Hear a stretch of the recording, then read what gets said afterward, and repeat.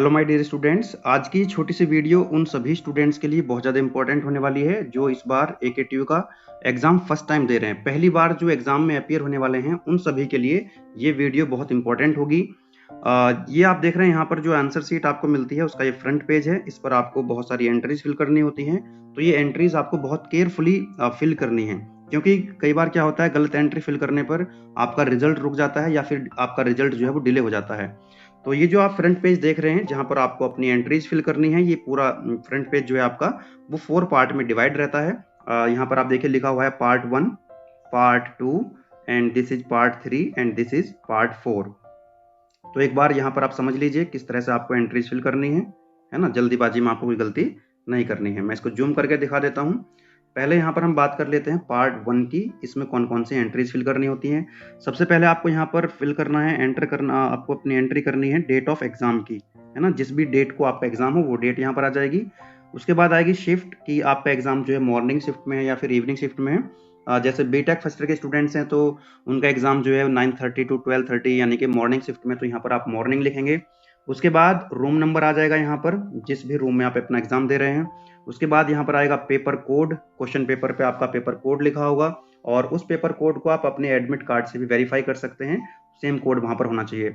उसके बाद यहाँ पर आएगा फिर सब्जेक्ट नेम, सेमेस्टर आएगा यहाँ पे, जिस भी सेमेस्टर के आप स्टूडेंट्स हैं। ओके।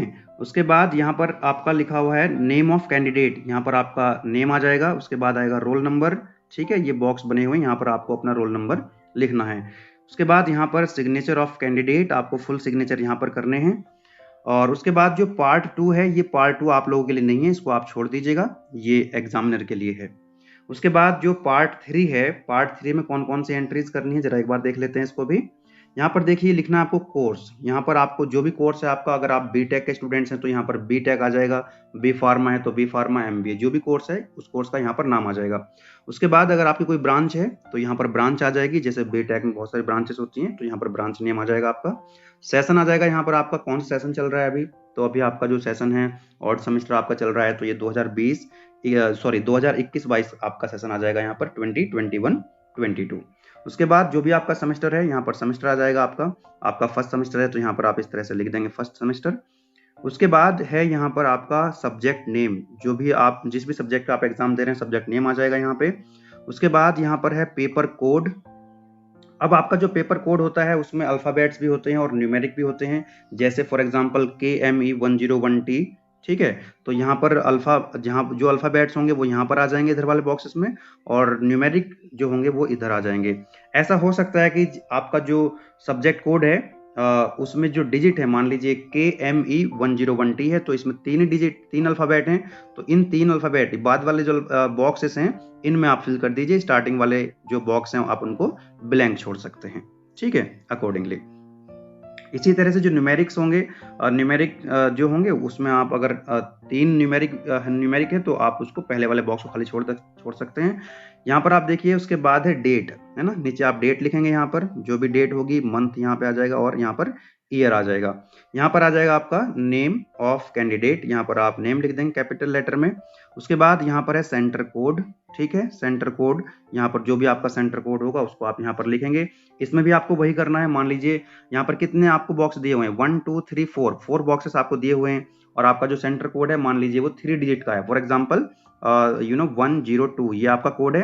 तो आप जो फर्स्ट वाला बॉक्स है उसको ब्लैंक छोड़ दीजिए, और उसके बाद करना है क्या, सभी जानते हैं, बहुत बेसिक चीज है। जैसे कि 1 है तो नीचे आप जो है 1, ये वाला 1 वाला जो करस्पॉन्डिंग बबल है इसको आप प्रॉपरली डार्क करेंगे, दैट इज वेरी इंपॉर्टेंट। जितने भी बबल्स हैं इनको आपने प्रॉपरली डार्क करना होगा। 0 है तो यहाँ पर आप क्या करेंगे, 0 को डार्क करेंगे। जैसे यहाँ पर 2 लिखा हुआ है तो यहाँ पर आप 2 को क्या करेंगे, प्रॉपरली डार्क करेंगे।